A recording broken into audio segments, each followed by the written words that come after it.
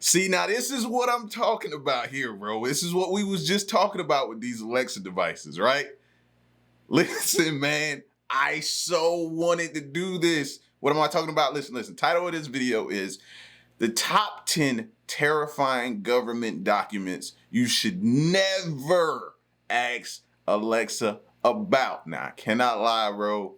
After watching and reacting to a lot of these videos, I got it in my mind to say, you know what, and if you've been rocking with this channel, you know we've been talking about classified and declassified documents, from UFOs to different things that have been seen, spoken about, that maybe hasn't been released to the public, that we thought our government knows about, questions that we've had about these unknowns for decades and centuries. I've got it in my mind to say, you know, and ask Alexa, but I never did it, bro, because you gotta understand it's a flip side of what could possibly come with that if she delivers with the information. Now you have this and possess this information, bro. So I thought about it, you know what I mean? You're speaking to a guy that got a family. I can't put my family in jeopardy, but I thought about this. So we're gonna look at it and get into this video, man. And if you new, you know what to do, man. Hit that subscribe button, join the fam, and hit that like button for more content. All right, let's check this out.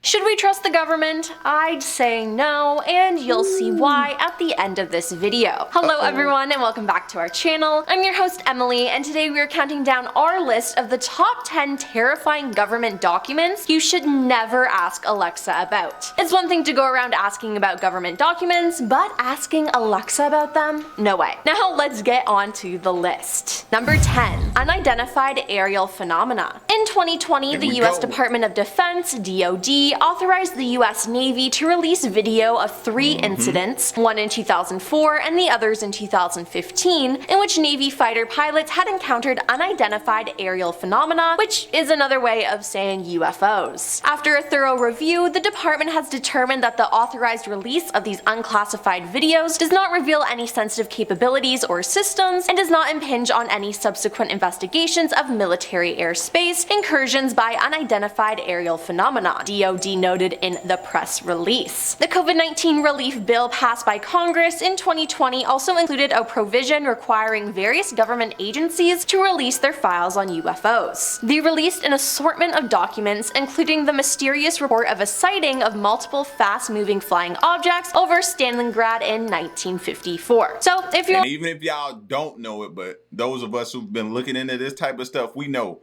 there are a lot of unknown things that they still haven't figured out that's been flying through our airspace. We don't know what it is. We've declassified the drones and different things like that that we know of what it is, but there's still a ton of things that fly through our airspace. We have no clue of what it is, bro. Seriously.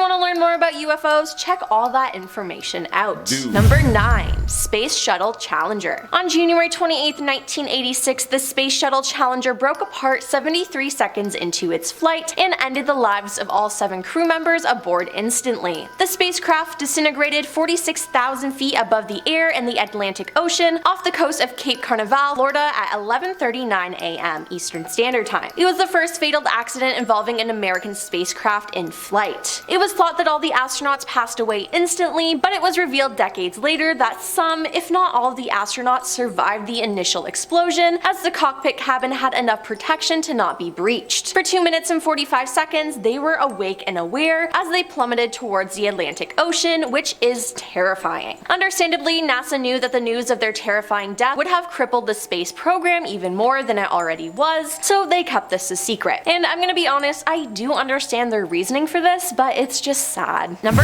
8. Very sad. I wonder, is that now why you see, like, when they do break away from it, that they have like the parachutes attached to them now. You see it? Have you ever watched like a launch and a landing take place and you see them coming down with a little parachute? I wonder if that's the case now. If that was, or if that's always been there and maybe theirs didn't get deployed. But I've never heard them really talk about that aspect of it. But now I guess I know why. It's because they were keeping that a secret.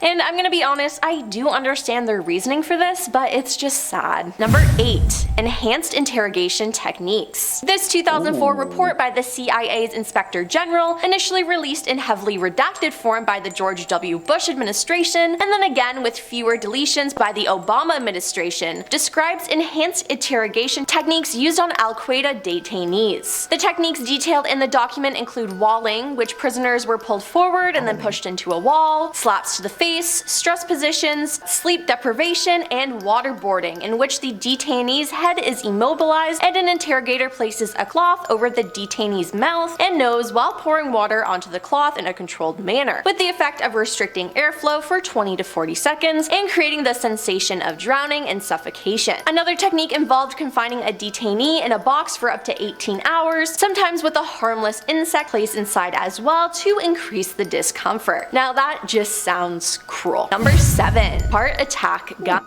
The CIA developed an assassination weapon that was essentially a poison gun. It was a gun that fires a pellet made of ice that was coated with a special toxin made from shellfish. The pellet only left behind a tiny red mark on the skin that would be ignored since there was no blood. The toxin induced a heart attack and left no trace in the victim's blood. Well, how was it created? Well, going to work for the CIA as an 18-year-old high school graduate, Mary Embry was a secretary in a division tasked with devising hidden microphones and other audio surveillance equipment before being promoted to the Office of Technical Services. Eventually, she was ordered to find an undetectable poison. Her research led her to conclude that shellfish toxins were the ideal choice. Unbeknownst to her, Mary had been made a part of Project MK Naomi, a highly secretive program dedicated to crafting biological weapons for the United States Cold War arsenal. Her findings were destined to form the basis of the brass ring of Black Ops, ending the life of a human being and getting away with it. Number 6. Wait, how do you take that and create that out of that?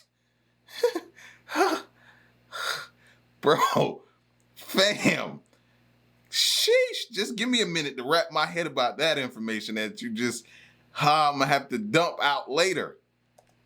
Ruthless. Black Ops, ending the life of a human being and getting away with it. Number 6. Devil Eyes. Devil Eyes was the code name for a secret psychological warfare program in 2005 to 2006 by the CIA to develop an action figure of Osama bin Laden and distribute it in South Asia, especially Afghanistan and Pakistan. The CIA worked in conjunction with toymaker Donald Levine, a former Hasbro executive. Donald designed a 12-inch lifelike figure of bin Laden whose face was painted with a material that, when heated, would peel off to reveal a demon-like visage with red skin, green eyes, and black markings. The goal of the program was to scare the children and their parents to turn public opinion against the real Osama bin Laden or Al-Qaeda. In 2014, the CIA acknowledged the existence of the program, but that it had been discontinued after Donald had produced only 3 prototype figurines. One of the 3 known prototypes is believed to be in the ownership of the CIA, but according to the Washington Post, however, an anonymous source in China with direct knowledge of the project said that hundreds of the toys were created and shipped to Pakistan in 2006. I know that had a lot of negative effects on kids.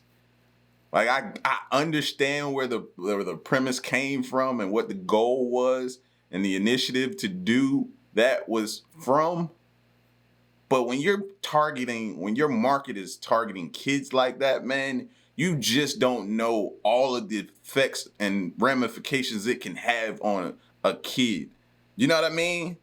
Like, it may go far and beyond the effects that you were just looking for, just to deter them from being like or wanting to aspire to be like him. You know what I mean? Or change their view of him. Can go way further than that with kids, man. And you could have damaged a kid for life. That one there, I don't know.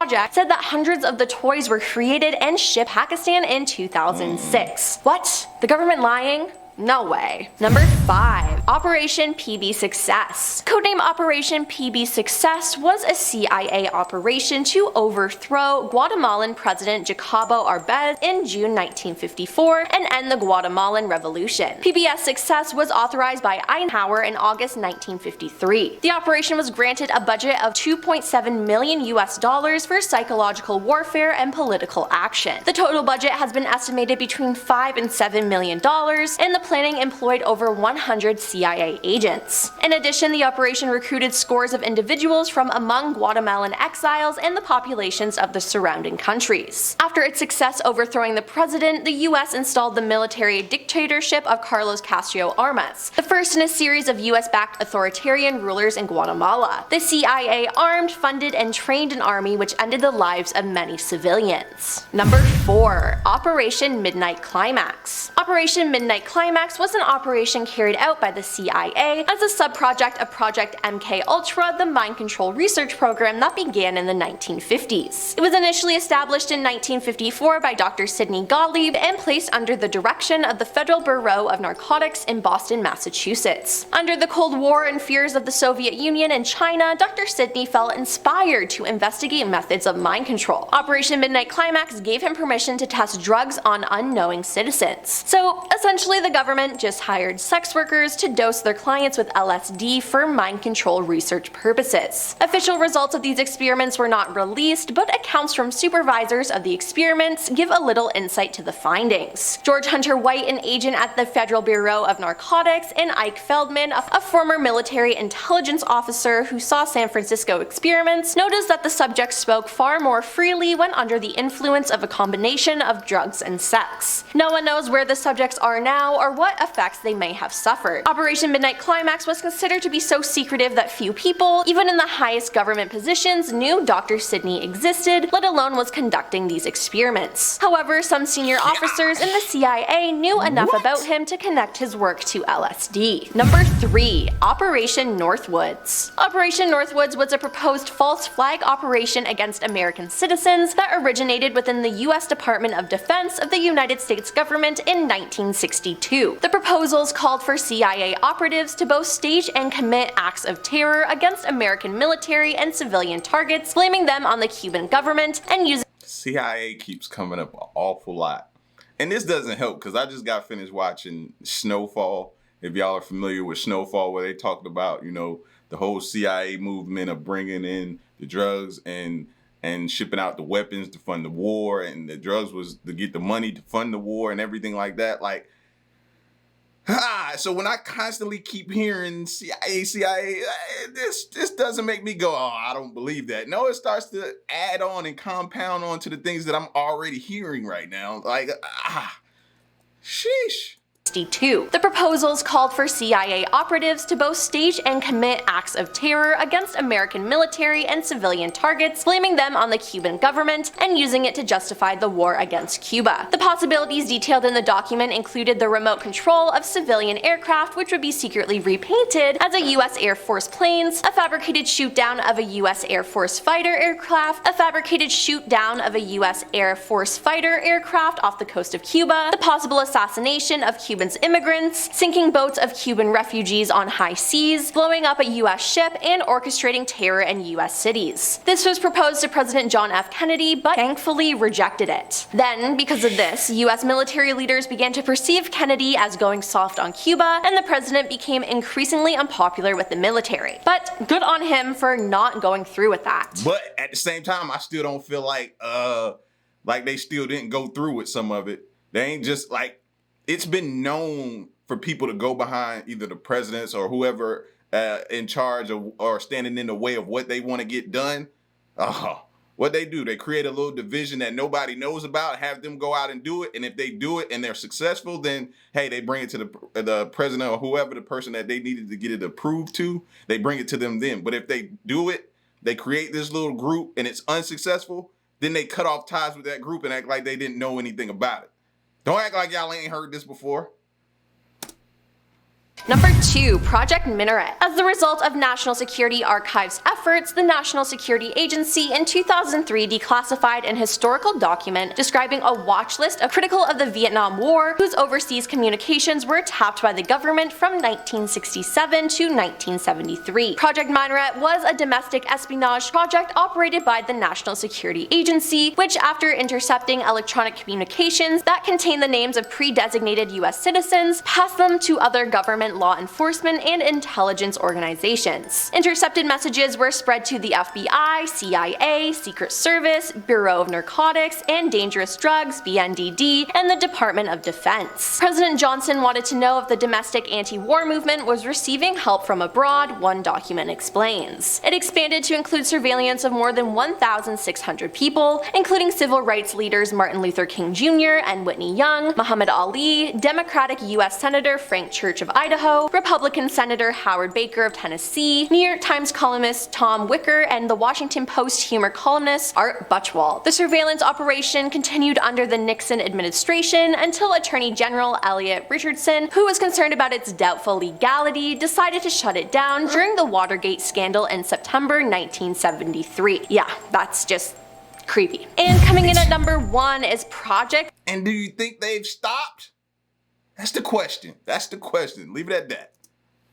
73. Yeah, that's just creepy. And coming in at number 1 is Project 100,000. Project 100,000 was a controversial 1960s program by the United States Department of Defense to recruit soldiers who would previously have been below military mental or medical standards. This included a lot of Americans with an IQ below 70. Majority of these men didn't have above a 9th grade education. Project 100,000 was initiated by Defense Secretary Robert McNamara in October 1966 to meet the escalating manpower requirements of the American government's involvement with the Vietnam War. These soldiers were mostly given jobs on— So basically, you have no high IQ, you're just expendable, huh? You're just, we can utilize you, we don't see you as valuable, basically. It's crazy. Of the American government's involvement with the Vietnam War. These soldiers were mostly given jobs on the front lines of the war, and it was worded as a service project, and they were told they would help them gain skills needed to live a better life after the service. In reality, they were cannon fodder to the DoD and died at a much higher rate than their non-disabled counterparts. These men largely couldn't read, write, or understand why they were in Vietnam or what they were there to do. They suffered more cases of post-traumatic stress, lower unemployment rates, and higher rates of divorce and ending their lives. This is just extremely sad and makes me so angry. Well, that's all for our list of the top 10 terrifying government documents you should know. Alright, y'all. We can't go back. We have this information now in our heads, and knowing what we know, we can't go back to not knowing about it. We're exposed to it. We have it now. What do y'all think? And don't be down there in the comment section. Just, no, give me the real. What do you think? A lot of us have already had speculative or was already kind of like weary of information in the government and stuff like that and needed additional information just to carry us over the top, put us over the top. This was it, fam. This was it. But again, I think still just scratching the surface, to be honest with you. But y'all get at me in the comment section, man, and let me know what you thought about this video. This is crazy. It's your boy L, man. Stick around and stay tuned. Till next one, I'm gone. Peace.